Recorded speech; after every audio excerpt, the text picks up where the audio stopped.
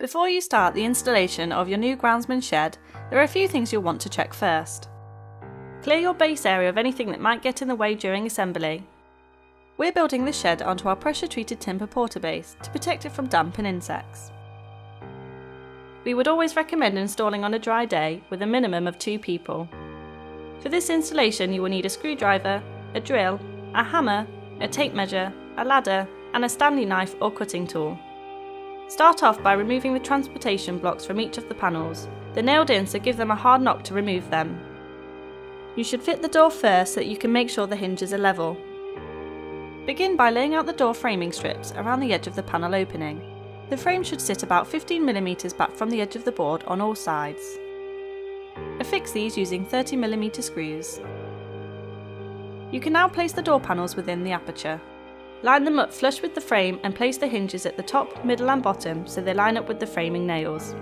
Pre-drill through each of the screw holes to prevent the timber from splitting, and then secure each hinge in place using the 30mm screws provided. Place the floor panel down onto your prepared base and make sure that the bearers are flush with the supports.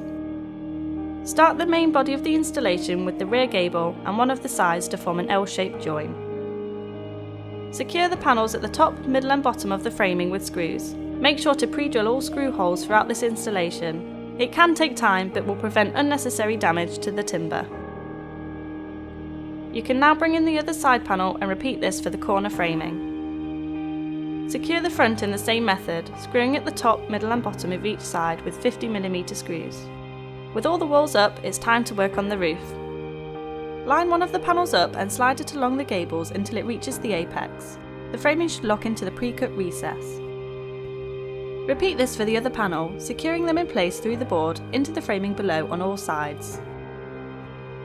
Now that the roof is on, you want to secure the framing of your building down to the floor to prevent any movement. Pre-drill and screw down into the framing at equal intervals using 50mm screws.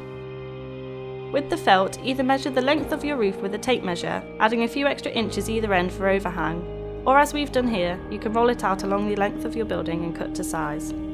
Use a Stanley knife or cutting tool to cut the felt for a nice clean finish. For this building, you'll need 3 strips of equal length. Roll the felt out along the roof and position it so that you have at least 2-inch overhang on all sides. Tack the felt at the top 2 corners to prevent any movement and secure them all around, making sure that the felt is pulled firmly to prevent wrinkles.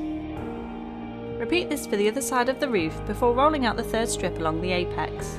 This should overlap your 2 pieces and can then be tacked along the length of the roof on either side. With the roof finished, it's time for the trims. Fold the felt down so that it is sandwiched firmly between the fascia and the edge of the roof. Secure these at each end and the middle and repeat for all 4 fascias. Secure a finial at each end with 40mm screws.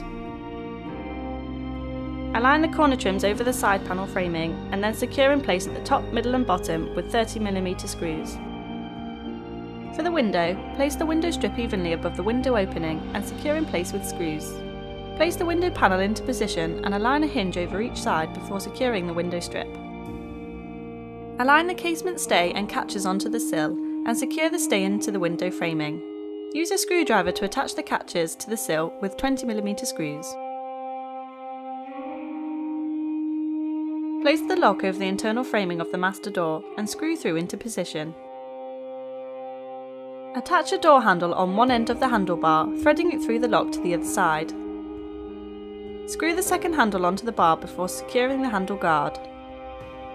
On the inside of the slave door, secure the lock stay with screws into the framing. The lock catch can be turned to hold the door closed. The door blocks need to be placed over the top framing of the slave door and secured with screws. You can now attach the tower bolt and stay with screws. Now that your shed is installed, you'll want to treat it with a good quality timber preservative to keep it protected throughout the year. Once you've done this, score around the edge of the window framing with a sharp knife on both the inside and outside of the window glazing. You should then be able to peel the protective plastic off the window.